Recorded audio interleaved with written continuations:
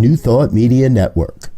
We are a global broadcast network of positive music, media, and entertainment, inspiring humanity's evolution along the journey of enlightenment and creating a world of love, peace, empowerment, and prosperity for all. New Thought Media Network. Positively inspiring.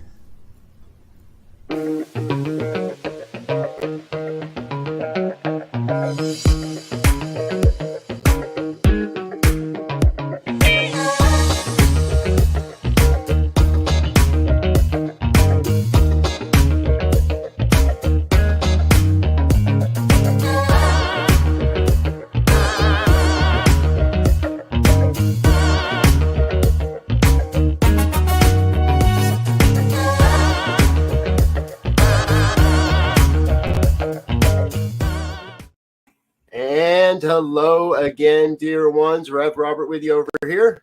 Rev Z right here. Reverend Shad right here. And Reverend Shad is our special guest today. I want to tell you a little bit about him. Reverend Shad Groverland was born and raised in Unity. He learned the Unity principles from his parents, Reverend Jack and Norma Groverland. I have had the pleasure of listening to your father preach more than a few times.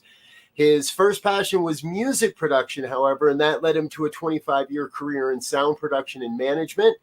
He was then called to ministry, graduating from the Unity Urban Ministerial School, and was ordained in 2016.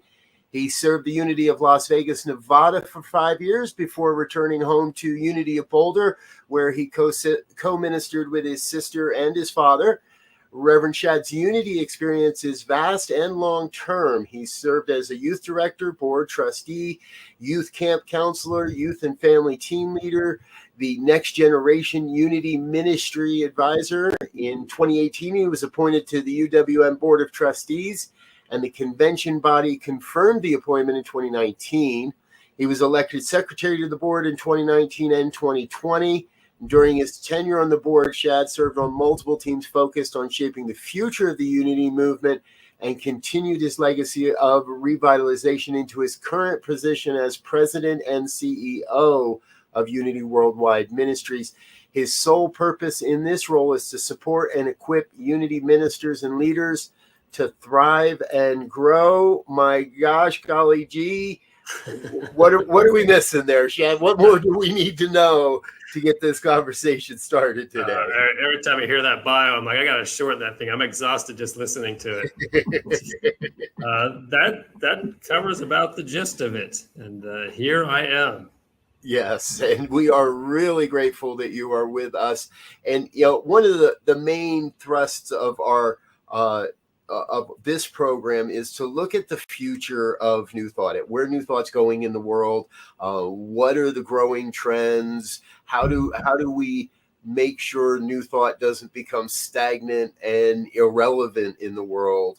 And over the last couple of years, I've had a few chances to see you speak personally, live and in person, and I really love the breadth of way you present information, from the very history and looking at the history of Unity movement and New Thought, and recently at the International New Thought Alliance in Fort Lauderdale back in July, you gave a rousing talk where, well, I think you'll agree, you probably scared a few people, but I think in a good way. And that was really talking around social media, AI, and the future of how New Thought fits or that maybe doesn't fit within the current paradigm. But I also see how we can help to influence the coming experience of all this. So that's where we're kind of going today, folks. If that doesn't sound like a lot, rewind and listen to it again. It sounded like a lot to me. So, but welcome to the program. Glad you're with us. Thank you. I'm ecstatic to be here, ready to get going. Perfect.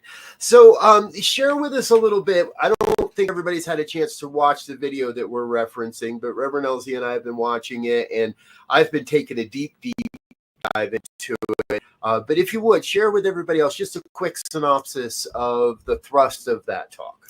And it was called Shall We Lead or Shall We Follow, I believe, correct? Yes. So it was addressed to a lot of New Thought leadership, New Thought individuals in the room at the INTA. And it came on the back end of a few months of me diving into what's happening with this new form of artificial intelligence called generative AI. So we've had artificial intelligence for a long time. It's assisted us with various things. All of a sudden coming onto the scene is generative AI. And that's, I guess, somewhere in the last 2 years, it's really started to develop. And we're talking about a form of artificial intelligence that now is not only processing, but it's creating. So it's creating on its own. Traditionally, we would give information to an AI. It gathers some spit out result that we were looking for. We move on our way. But now it's processing information on its own. It's creating new things. And we've seen how it can modify a picture. We've seen how it can create a new video on its own. It can edit a video on its own. All these things that are coming to light. Yep. And so I'm in the space where I don't want to have my head in the sand about what's happening in the world. And I know that I'll speak for Unity at this point in time. Some people have claimed that we've kept our head in the sand when there's been difficult things happening in the world. And we pray it away, or we just use positive affirmations and we just say, oh, it's going to be okay. Well, I don't want to be in that place. The world is changing rapidly, and I think it's a time for us to be open and honest about some concerns we have. So that's really was my intention for that presentation, was to address, here are some concerns I see about artificial intelligence, specifically generative, and social media. And we all know that social media can do harms, can do amazing things. The online space can do amazing things, but we should be aware that it can do harms. And we don't want to be contributing to the areas that are doing harms. And we don't know if we are unless we know what they are to begin with. And that was at least the thrust of the topic. Yes. Beautiful. Thank you. Thank you. Very well stated. And folks, if you'd like to watch the whole talk, we have left a link in the description of today's show. It was part of the International New Thought Alliance 108th Annual Congress, and I even queued it up so it'll start right at the introduction for Shad. You can go back and watch the other stuff at another time, but it's a really great conversation, and I think it's one that's most important, because I left that talk thinking, okay, I got to rethink this ministry we've been working towards in the last few years, as far as how New Thought Media Network approaches our involvement with many of the platforms. Because in that talk, you mentioned, and I'd love to jump off here for a little bit, on the platform is now actually the message, rather than the message that most people think they're trying to share on a platform. Yeah, so it was triggered off of a podcast I've been listening to that is really diving into what's happening with social media, what's happening with AI. And one of the things they brought up was a long time ago, we had this concept that the media was the message. So if it was the newspaper itself was sending a message regardless of what you put into that newspaper. Well, they were fast forwarding that to say, that's still true today. The medium is the message. And if the medium is Twitter, the medium is TikTok, it has its own message that exists within the algorithm, within the platform itself, that somewhat regardless of what you put into it, it's going to supersede that with its own intention, its own space, its own world it has created. So for us to be mindful about, it's not just anything I put in there is going to be great. Right? I'm going to upload this wonderful quote from Charles Fillmore. It's going to move people and lives will be changed, potentially. But we also have to consider what is it encapsulated in? I just put it into a space that I have no control over. The algorithms have control over that space. So how it gets used and how it affects people leaves my hands as soon as I post it. So I could really start thinking about, well, what do I want to post that moves people in a way that I'm intending them to be moved to? And it shifts how I think about how I'm going to engage with this platform. The type of media I'm going to put on there, the types of words, the type of tags, things I'm going to put on there. I need to be intentional about how I want to move this individual in a positive direction, and not just leave it up to an algorithm to decide. And if it's too bland or it's too vague, the statement I put out there, in a way, I might just be encouraging people to stay in a platform that potentially is not the best use of their time, if we could say it in the softest way possible. I'm engaging them to be more in a process that's not healthy for them, rather than using that platform to move them to a process that is healthy for them. Yeah, yeah. That the interesting thing that I picked up there was that, you know, there was always this concept of be conscious of your words, right? What you say, right? So we've now taken that concept and transformed it using that analogy or that framework to another place. In that, if I go and get some information and I'm giving that information to someone, it's colored by my state structure or my point of view. So I'm not just giving you facts like they would say on Dragnet, just the facts. I'm giving you facts, but those facts are colored by my perception and my perspective. Now with AI, it has a whole bunch of perspectives and a whole bunch of counterpoint that it could use to try to display or provide a message. So if the platform itself, or if the medium, as you say, is controlled or set up in a certain way, no matter how much you give it, it's going to have a bent, little bit here, a little bit there, toward the underlining platform. And that's an interesting way of looking at it. I'll have to think about that. That's pretty good. And there's starting to be class action suits being put together against social media companies for harms done to children. And they're really trying to prove that an algorithm really moved a child into harm. And it was not the child's intention, and it was not a lack of parenting on the parents' part. It was that this algorithm on its own accord, not that some creator of the algorithm had an ill intent, but the algorithm on its own accord developed a strategy that caused harm to this child. And so it's going to be really hard for them to prove that, right? Because a lot of the back end of these algorithms is held in secrecy, right, at these organizations, or the algorithm is in so many ways thinking on its own. They don't even know how it came to do what it did. So how do we even know what its intention was, how it did that? So it's just not that we want to be in a world of fear and saying that everything's out to attack us, but be mindful of the world we're stepping into. And I like to say, I have not been trained to work with people with certain mental disorders. It's not my training. I'm a minister, I do spiritual counseling, but I've not been trained to deal with certain mental disorders. It would be ignorant for me to step into a space where people have significant mental disorder and start trying to treat them. Mm-hmm. It's a space I have not been trained to step into. So I have to be aware of, this is not a space I understand, I've been trained to deal with. I will go to a space I do understand, I can be effective. It's just a knowledge aspect. It's just having a conversation, being aware of that stuff.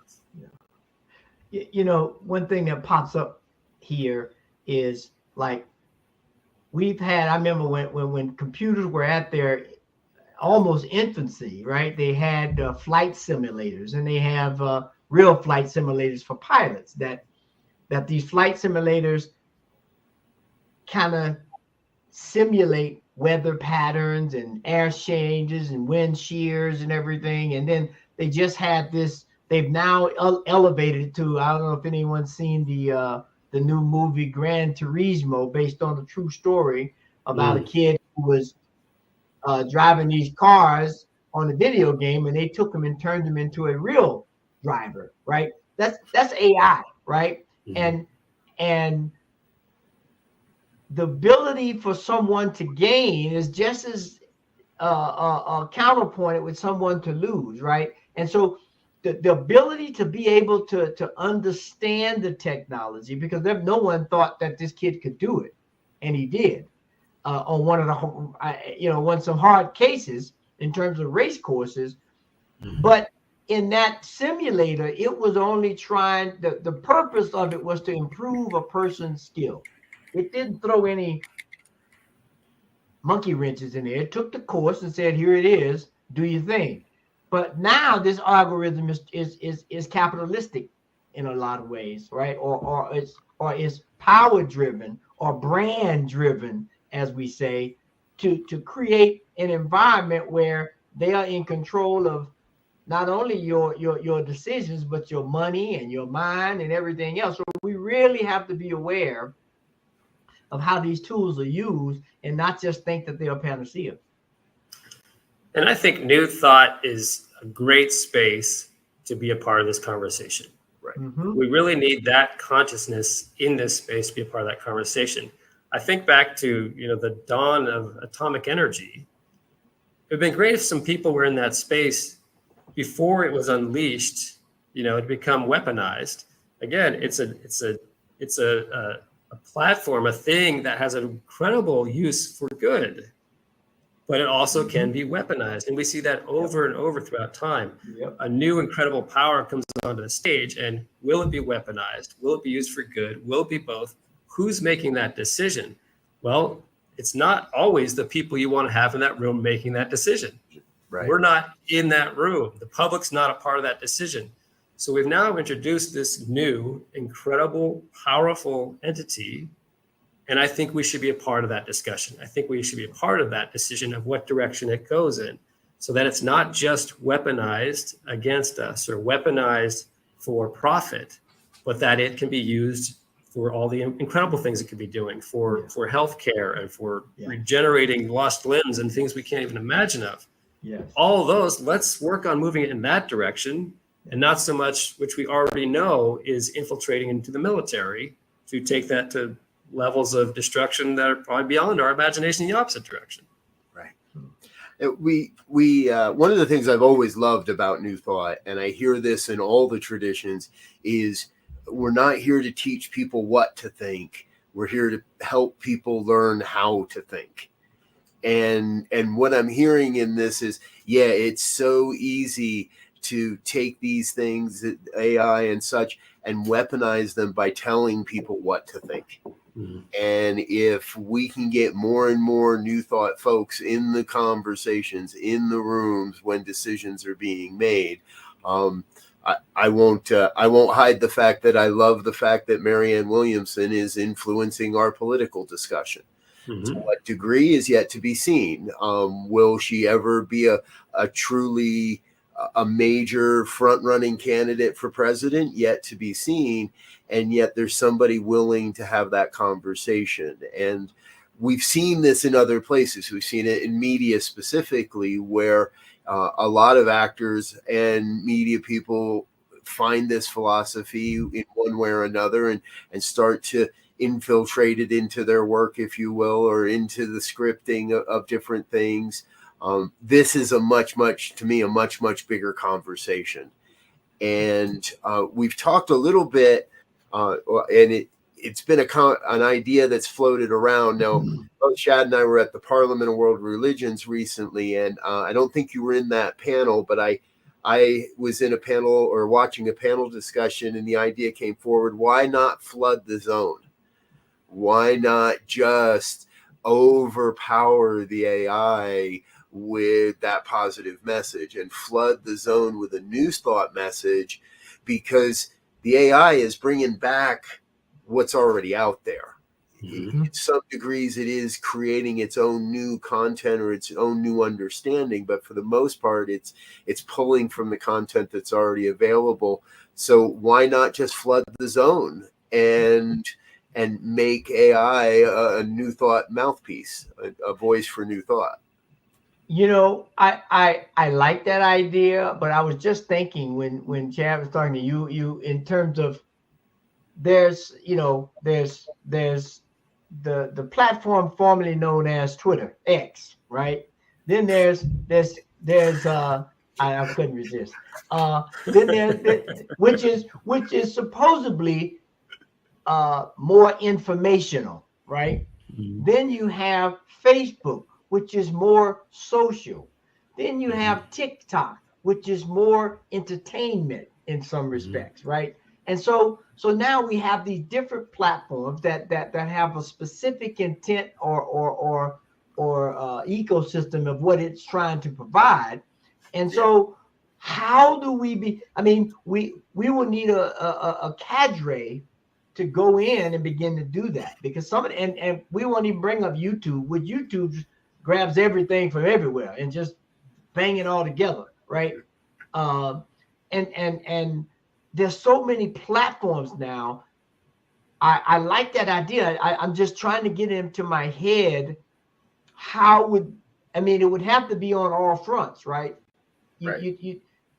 Because if not, then we'll be creating a one-sided balance, and then we'd have one again. It'll be one pitted against the other. I kind of envision, and it's a monumental task, and I think we should definitely be in the space because, if nothing else, why not? Well, and when you look at, I mean, a large majority of the new thought demographic, as I've seen it, is the 50+ side. Yep. Right. And they are fairly tech savvy and getting more tech savvy. But when we have these conversations about we need to flood the algorithms and we do these things, as I've talked to individuals, you just see their eyes glass over. It's like, I don't even know where to begin that conversation. And then you sort of lose them. And I think for us, it can be much more tactile. And recently, I've just been saying, I'm pro-human. I am pro-human over technology. I want to be choosing human beings over technology. And I want to support technology that supports human beings. And part of that, and as I mentioned at the presentation at ITA, is that I can make a choice. If I go to a grocery store, and from my perception, the self-checkout lines have removed jobs for humans, and I now see less and less humans at my grocery store, I can then make a choice. I will stand in the long line for the one human being that's checking me out to support that human and to send a message to this store. You're losing business because it's taking me so long to check out now that I'm standing in this line because I'm refusing to engage with this. And I know people have different perceptions about, well, that self-checkouts made it more efficient. So that's actually creating more jobs. For me, I'm going in, and from my consciousness in my space, I just see people absent. And that concerns me. And there's a person there that has a family they're trying to feed, and I want to make sure that person doesn't lose that job. And the more places I go, I want to support that human being being employed. And AI may create more jobs, but I don't know if it's going to create more jobs at the working side of people. And it could be a classist a form of looking at it. Yeah, we'll create more jobs in a class that's out of reach for most people that are just trying to survive. And so I'm not the most educated person on the planet about AI. I don't know about the complexity of the job market across the planet. When I walk in a store and I see less humans working, that concerns me, and I want to make a different choice. Right.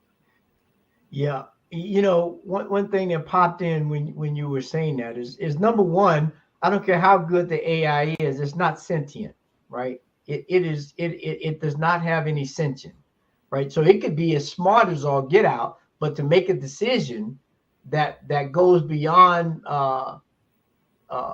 square one, square two, pretty much logical thinking, it's going to leave a lot to be desired. And right. You know, we have to be able. There are things that we've all experienced that we can have all the information, and had we just followed that information, we would have been in dire straits. But we had this sentient part of us that said, no, I need to make this decision. And we made it, and it wound out being the best decision. So that's going to be a challenge to get in an AI. And then the other thing is about the whole class thing. I mean, you know, there's that whole idea of slave to the machine, right? You know, right now there's creating some jobs, but a lot of those jobs are still going to be maintaining the equipment, keeping it, it's still going to be, it'll be a higher level of working class, if you will, but it will be working class nonetheless. It won't be creating a large, as you said, this, the people who are controlling this is a small group of people.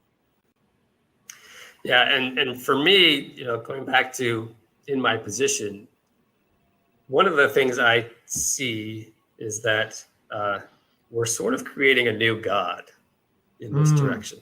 And in just the foundations of New Thought, very basic, is the power is within me. I don't need to give my power to something else to decide for me. I've got this incredible intuition. I've got this incredible insight. Call it the Christ within, you can call it divine essence, divine spark, whatever you want to have it. That's in me. So in New Thought, we always had this uphill battle to get people to stop looking outside, to turn within. And now you're developing this godlike entity that is outside and that people are going to be looking to for answers. And a new thought, we're trying to say, well, it's a tool like your hammer, but don't forget the greatest tool is within you. And so I just see this, how are we going to stand in the world for this God within, this divinity throughout all things, now that you have this super intelligence that's going to so easily, you type in and it gives you an answer. I don't have to pray. I don't have to meditate. I don't have to really work on my thoughts and my thinking. Just it's going to spit me an answer. Great. I'll go in that direction.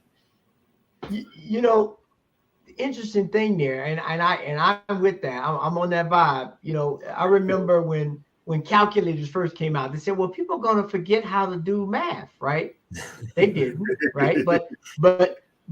But when you need higher level math, I ain't trying to write out no full blackboard full of equations anymore. When it gets like that, I'm going to the computer. So if it's put in its proper perspective, it can be a great tool. And then when we look at it from the standpoint of as you said, I can't look at, if I have a hammer, everything is going to look like a nail. I'll give up my screwdriver and I'll give up my saw. So that has to be taken in consideration. But I think the biggest piece that you shared there was this whole thing about that I would boil down into involution, right? Is that for me to involute as opposed to evolute, right? Because if I'm looking outside the world, I'm trying to look at an evolutionary process of this computer. But to be able to go inside and determine how that can be used, or even better, how to create it, will be lost if we miss that two sides of the one coin that always has to be there. It's a matter of how we understand it and use it for the preservation of life. We always say here, life is prime. Everything else is secondary. And if something is taking a foothold that's taking life away, then we need to put a check on it. Yeah, absolutely. And, for me, there's, I spent a good portion of my day-to-day researching flights between how to get from Denver to Nairobi and and New Thought Media Network is supporting the CSL Kenya convention next February, and we need to get from Denver to Nairobi. And I can put that into all the AI generators you want, but it's never going to take into account that I might not feel comfortable only having 2 hours to go through customs coming home, and that I might feel more comfortable having a 4-hour layover to ensure that I'm not rushing around. Others may feel comfortable at that. Some people may want a 7-hour layover. Some people may not. And we're never going to really be able to take away the humanness of it, which is why I love when you said I'm pro-human. Dear friend of ours, Lori Carlson's with us as well. I'm pro-human too. Thank you for being with us today, Lori. So we're going to take a real quick break and let Reverend Shad and everybody else have a quick sip of water, let you learn a little bit more from a couple of our sponsors and a little bit more about what's happening here at New Thought Media Network. But please don't go away. We're going to be back with a whole lot more and 2 more segments here with Reverend Shad. So stay tuned. Hit the like, share, and subscribe buttons. We'll be right back.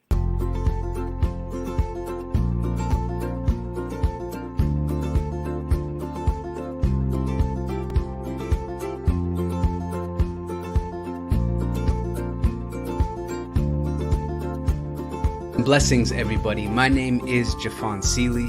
Could you imagine what is actually possible when we start honoring and recognizing our inherent worth, realizing that we are that which is assisting and co-creating our experience? And with that understanding, start recognizing that every human, every individual, everything that we interact with reflects that same inherent worth. It's not about an adventure, it's about the atmosphere of the consciousness of adventure, the lifestyle of adventure. How many people would say that their lifestyle is adventurous?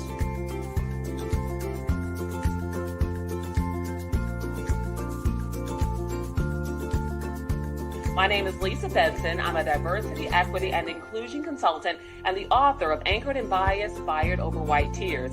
It's a book detailing my lived experiences with workplace bias and what fueled my passion for normalizing conversations about differences and creating safe spaces for everyone to bring the best version of themselves to life every day.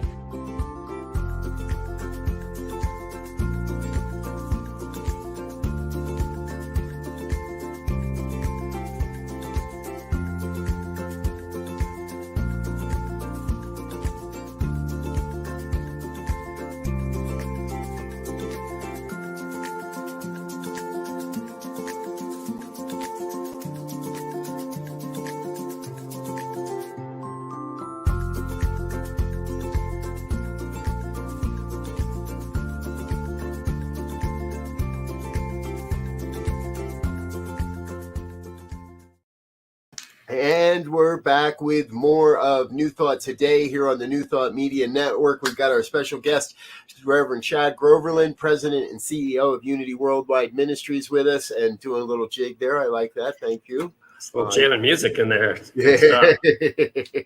I'm glad to know we're picking some jamming music for you today, too. So now, one of the things you said before the break, and I'd love for us to explore it a little bit more deeply, is this concept that perhaps some are trying to, or are, let's say, falling into a false belief of creating a new God and making AI that God figure, that all-knowing and therefore all-controlling aspect of life. However, being pro-human, I'm with you. We want to be able to connect with people. How do you see, Reverend Shad, the New Thought having a voice in those types of conversations? Well, first, let me say, I have no idea where AI could go. I have zero predictive ability. It's an infinite possibility. Maybe AI actually becomes the voice of God. God speaks through AI and the planet is saved and we all sing hurrah and move along. I don't know. But I just have to go off of what I feel. And when things are feeling like they're becoming disconnected, I have to speak to that. And so I actually had someone recently, we were just spitballing about spirituality and stuff. And they said, well, what do you think's the next religion? Because religions kind of evolve over time and pop up. And I said, naturally, the next religion has to be the worship of AI. I mean, it just seems like the next progression of religion is people will gather to see and worship AI. I don't know what that would look like, and I don't know what sense that would take. But if you're creating a super intelligence, I would just think that's the natural place it's going to go. I mean, we did it with inanimate objects in the past, and we gave a super intelligence-like qualities to a golden calf, and we all worship that. Well, now we're getting a legitimate super intelligence. Why wouldn't someone start worshiping that? It goes there. And so for that and for New Thought people, I just think having this conversation in public spaces and being mindful of what do we have the skill sets to engage in and where do we not? And that's part of the reason I wanted to give that presentation, because I think a lot of times, and maybe I can just speak for myself, in my ministry, I thought, I need to live stream, I need to put out social media content, I need to have a YouTube channel, I need to do these things. I didn't put a lot of back-end thought into, well, how will this land on the other side of it? Just because I may have stood in this space and I spoke what I thought was an empowering message, I don't know how it landed on the person that was watching it through an iPad hundreds of miles away or wherever they might have been. And I really had a moment of clarity when I thought, when I'm speaking publicly, sometimes the New Thought message or the new message, it can be triggering for individuals. And so I've seen people start crying in my congregation. I've seen them actually stand up and walk to the back of the room. And I've seen one of my prayer chaplains approach them and talk to them, make sure everything's okay. In that moment, I thought, well, if that same thing happened with this individual sitting at home, watching me on their iPad, who's there to pick them up? There's no prayer chaplain in the living room with them.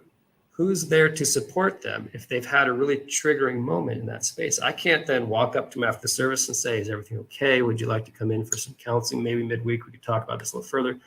I don't have that accessibility. There are tools and resources to be able to do that online. So you can do that online. I did not have those skill sets. And that was a real eye opener for me to say, maybe I don't have the skill sets to do what I'm currently doing online because I don't know how it's landing on the other side. Maybe I don't necessarily understand how to do social media right now because I've just jumped in and thought, oh, I'll do some memes, I'll do some things. I didn't put in the forethought. So it's really just a call to say, where are my skills and how could they land best? If I want to be in an online space, maybe I need to partner with a minister who really has the skills for that space, that has thought into these things that maybe I haven't even thought into. And just being raw and honest about, I'm not the best at everything. What I do doesn't land incredibly well everywhere I do it. Where am I good? And where am I necessarily not having the skills where I need support and help from others? I will say that not landing well is, in my opinion, the mark of a minister that's pushing the message, that's stretching the message. Because if we're landing perfectly everywhere, then, and I believe I've heard you say this in a couple of talks now, then we're playing to that lowest common denominator. Mm-hmm. And that can't be, at least from my perspective, that can't be what New Thought's about. It can't be where New Thought is going. We just can't be playing to that lowest common denominator. Yeah, and one thing that I picked up on when we were talking about AI being God and this whole new religion thing, and I mean, for me, I would come down on the idea that we have to put religion in its proper perspective. When we look at all of the religions, in my opinion, these religions are codified, tried and true and rituals and ways of creating space that allow us to go within and tap into something that is totally unseen but intelligent. Mm-hmm. The challenge with it is people get very dictatorial and territorial and inclusive to say that my way is the only way. Mm-hmm. But we know if we look at, we just had the world track and field, and we just had the gymnastics. The way each one of those gymnasts train is not the exact same way, right? They have different training methods, different training conditions, but they all were able to get to a level that they could compete at the highest, right? And so we have to begin to look at a religion as a tool, not as a way. It is a tool that leads us to this sentient, spiritual, unseen intelligence that is there and that is accessible. That's how we got to the AI, that AI will never have an opportunity to do. I don't know if it will or it won't. I mean, that's where my expertise comes up short. And you may know better than I. I don't know what it will be capable of, what it won't be capable of. I don't even know if an AI religion may not be a great religion. I have no idea. But I do know in my heart, my connection with God is such a palpable thing here, not out there. Yes, I experience God out there. I experience God beside me. I experience God inside me. But it's not through this, and I'm putting on my laptop here on this screen. And in my experience, I mean, I've spent times where I've dove in heavy into social media. I'm like, I got to build my channel. I got to build my following. I got to do this. I got to do that. And I realized I just don't have the spiritual armor for that. I mean, some people get in there, they get in these conversations, they got the trolls coming at them, they can handle that. I cannot energetically handle that. And I've tried 5 different times where I've gone in hard for months. And then I come out and go, I just honestly do not have what it takes to handle that. Some people do it. I'm like, bless you. I go in and this thing just shuts me down. And I am like, I'm having a hard time breathing when I close my laptop. It's just drained me. So for me, I can only speak for myself. I don't feel like that's a direction that's going to work for people like me. And I love what you're talking about with the authenticity of a path. And the example of a Olympic athlete, they've got a coach, and that coach has a technique, and they practice that technique until they've mastered it. Mm-hmm. If they each month went to a different coach, they would not be able to accomplish what they're going to accomplish by sticking to that path, that coach, that avenue to mastery.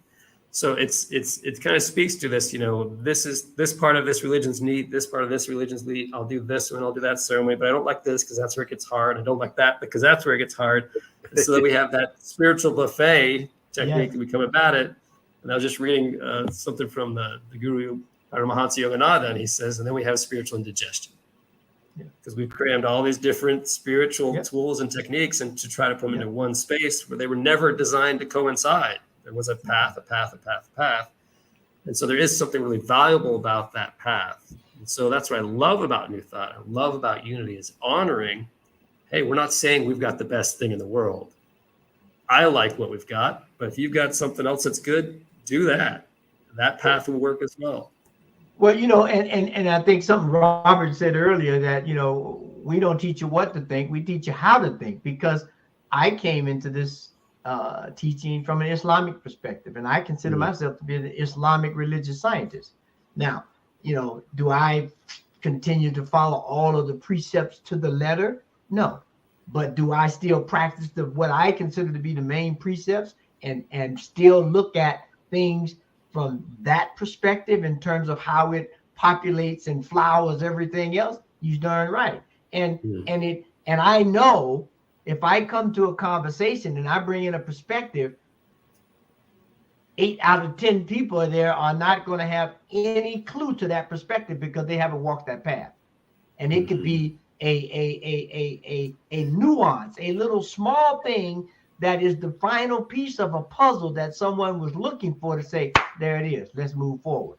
And that, but like you said, that comes when we begin to respect the different paths. Your path is not better than my path is not better than Robert's path. There are many paths. Oh, no, wait. My path is definitely better.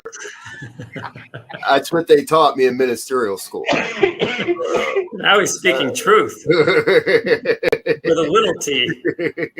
But, and Shad, correct me if I'm wrong. I think I heard you speaking to this a bit at the Parliament recently as well, on one of the panels, that it's really easy for New Thought, even in our inclusiveness, to fall into that, well, we're a little bit better than you, and you don't quite do this quite as well as we do, and this and that, and it's that competition piece that keeps us from really demonstrating our oneness.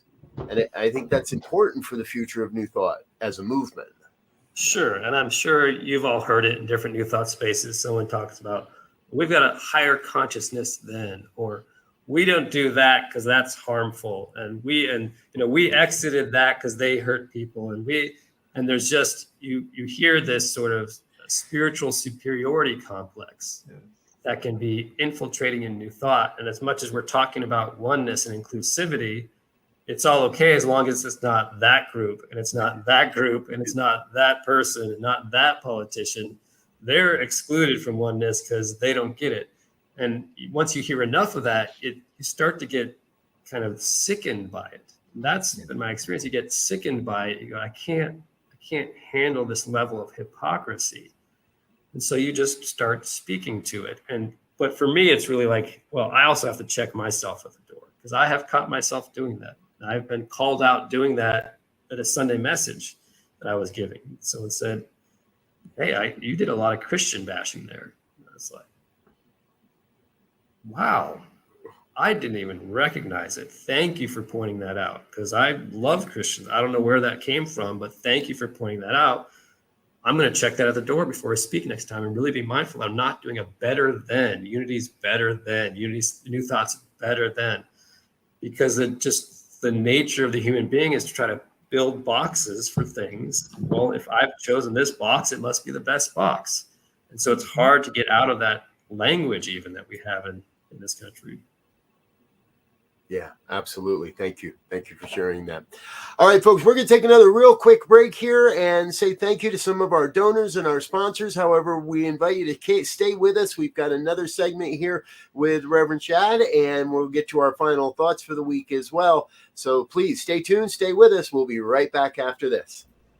Please help us say thank you to our organizational sponsors, including the Hepperland Foundation, Affiliated New Thought Network, International New Thought Alliance, Science of Mind Archives and Library Foundation, Center for Spiritual Living Denver, Center for Spiritual Living Midtown, New Thought Philadelphia, Planned Happiness Institute, Summit Center for Spiritual Living, One Heart Retreats, Center for Spiritual Living on the Lake, Unity Spiritual Center Kitchener, Om Center for Spiritual Living La Mesa, Satya Center, Center for Spiritual Living North Jersey, Unity of Savannah, and Center for Spiritual Living Seattle, as well as all of our individual donors.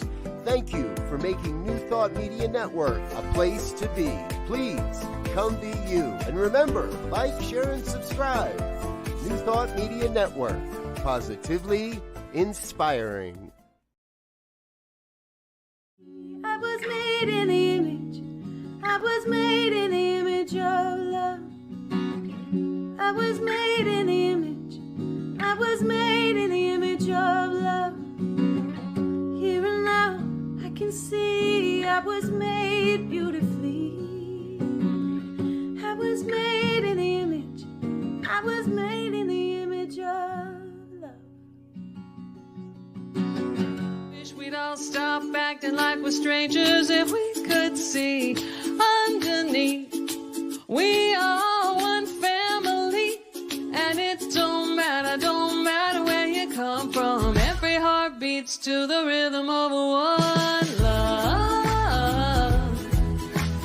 One love, one love.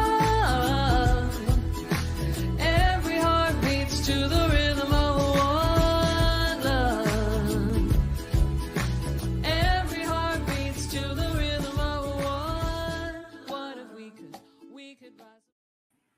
And we are back with more of New Thought today. Our special guest, Reverend Shad Groverland, President and CEO of Unity Worldwide Ministries. We've been having a great conversation, folks. If you're just joining us, you're going to have to go back and watch the replay to catch it all. But before we go, I do want to chat a little bit also about the Parliament of the World's Religions, because it seems like that was not only a very busy and very wild week, and I'm sure you got your steps in as I did on this one. How everybody got like 10 days worth of steps every day, I think, at this event. But I would love to know what was most impactful for you. What did you see? What was your experience of the Parliament? Why is it important that New Thought is part of the World Parliament of Religions, such a seminal New Thought, or interfaith type of movement? Well, I think it's a very friendly space to New Thought. I think it's something that we've actually been part of it from the early days, way back then. It's very beginning. So for us to start to be more represented at the event, it just kind of naturally makes sense that after this long a time, we being around, it's, oh, here you are, and start acknowledging that. What was a couple of big takeaways? The Langar lunch that is put on by the Sikhs, and the feeding of the hundreds, thousands of people lunch every day as a part of their service for free, was just a beautiful experience. And to sit on the floor and to lift your plate up to be fed, I just found that a very humbling experience, to really be asking for food in a privileged life I live, where I don't have to ask for food, but to be in that place. And I really just had a moment where I lifted my plate up and went, oh my goodness, I don't ever have to do this. But I'm glad I got to at least have that somewhat of a little experience just to see what that's like. The other part of it, I like to really be challenged by things. I like people that are challenging my way of thinking and really making me question things I've done. So I went to a workshop, and I wish I could remember the full name of it, but it was basically on cultural appropriation in religion and spirituality.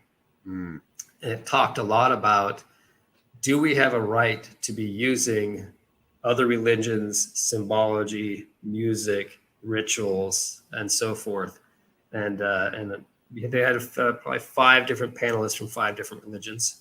And there wasn't all agreement on what you could or could not use, but there were some strong voices saying, if this wasn't specifically gifted to you, or to your organization, it is not yours to use. And they said, if you can't announce before you use it, the elder who gifted it to you from this faith or this tribe or this organization, then it was not gifted to you to use, which was really a mic drop moment for me to see that unfold, to really think about, are we really honoring the places where interfaith work comes from? And have we gotten approval to really do the things that we do, sometimes in New Thought and in Unity? Have we really asked for this gift before taking that gift?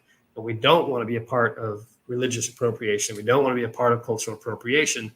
So, I mean, my wheels were just spinning coming out of there, and I was trying to talk to them afterwards, but they were all really busy and going to another panel. I'm like, I got to do something with this information. I need more. I need some help now. That was heavy. So yeah, that was powerful. Interesting. That brings up a question for me real quickly. What do you see as authentic ritual or spiritual experience that comes from New Thought? Because you're right, we can look to a lot of things, the peace song and drum circles and all kinds of things that New Thought communities like to, let's call, metaphysicize. But from your perspective, what do you see as authentic New Thought ritual or experience? Well, for me, I look at, and I'll speak for Unity. I can't say I'm all that well versed in CSL and other Agape. I think they have their own origin stories. But for me, studying the origin story of Unity, it really came out of the Bible and the metaphysical interpretation of the Bible, and sort of taking that next step on the path of Christianity to a new expression of what that could look like in the modern world, and a new expression of deep understanding of what the stories are being said in those, and what Jesus was saying, trying to get back to the intention of Jesus's words and in the context they were said, those sort of things.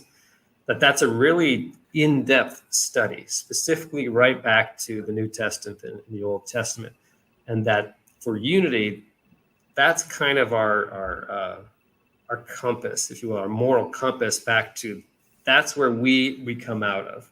And our founders were heavily influenced by a lot of the different faith traditions of the world, but it opened their perspective, how they looked at the Bible. Yeah. And so they use it, but they went back to, okay, now I see the Bible differently in this way because I was exposed to this truth. But they didn't necessarily take that ceremony from that faith and include it. They just sort of had a different understanding of now the Christian ceremonies, the Christian traditions, and Lent, and those things that were still on that path that we still do today to a large degree, depending on which ministry you're in. So, but I'm still in that question. I'm still, we know the early New Thought folks were all a part of interfaith work and studying all sorts of religions that influenced a lot of what they did. Yeah. If I could just jump in there real quick, because I think, for example, in terms of Christian faith, right? I was born and raised a Christian before I converted to Islam. And a lot of the rituals, solitude, fasting, having some mode of doing internal prayer, whether it's with rosary beads for Christians, or malas for Buddhists or Hindus, or dhikr beads for Islam. A lot of the rituals, a lot of the things that were provided for someone to get in touch with themselves, I think there is a ubiquitous point of view. I don't think everyone has found the pleasure or found the showcase, if you will, in their own tradition of those things, and they start appropriating others.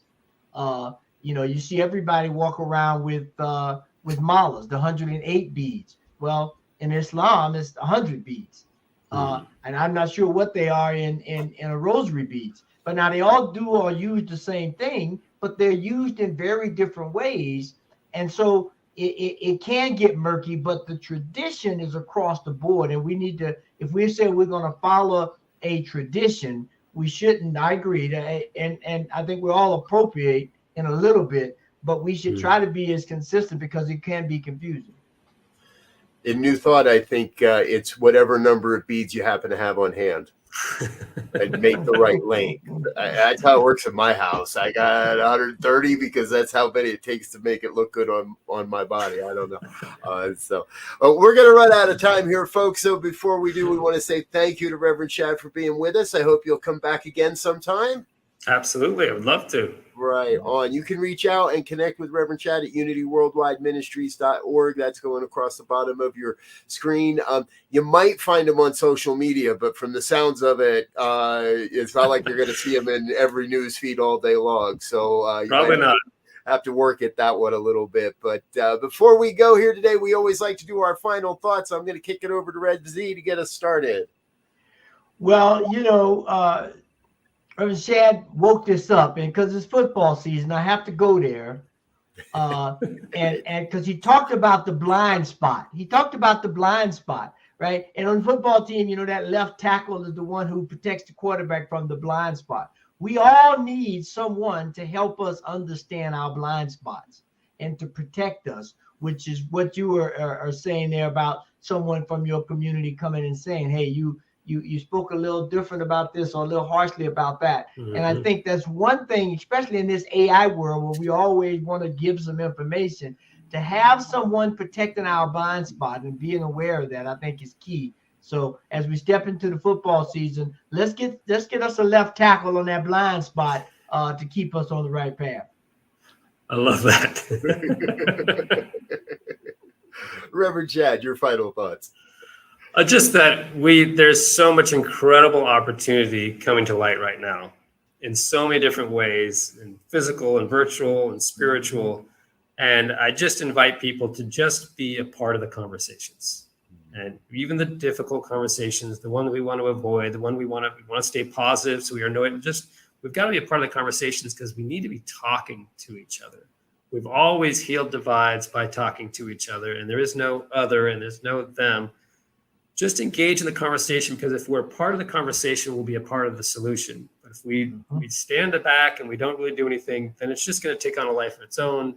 And it may be created by the people that we're hoping we're in that room to make that final decision. So just be part of the conversation, step out, be bold, speak about these things, and that'll be good. Right on. Thank you. For me, I've got to disagree with Elzia. It's preseason. It's not actually football season. That doesn't happen until there's actually, it makes a difference. When it makes a difference. Next week. Okay. You can save that one. But I also want to echo and agree with what Shad is saying, that for me, it does come down to the conversations. And are we willing to be authentic and involved and engaged with the conversation? And one of the themes I keep hearing again and again and again in so many places is authentic conversations also require authentic and deep listening. Mm-hmm. And what I trust is that is happening both within the New Thought movement, both within all the individual organizations that make up New Thought, but that New Thought is also listening to what the world's religions are saying and what other organizations are saying, so that we're coming into those conversations not from that place of superiority that we're the best, but that we're coming into those conversations with a humble sense of, I know what I know, but I know I don't know everything. Mm-hmm. But from the sounds of today's conversations, I think we are headed in the right direction. So again, Reverend Shad, thank you so much for being with us today. It's been a pleasure to have you with us. Absolutely. Thank you for inviting me. Absolutely. Folks, that's all we've got for today. We're going to get out of here, although we'll be back with more. And please stay tuned to New Thought Media Network through all of our programming. Every day, it's an adventure, what you'll find here on New Thought Media Network. Until next time, we wish you peace and richest blessings. Bye now.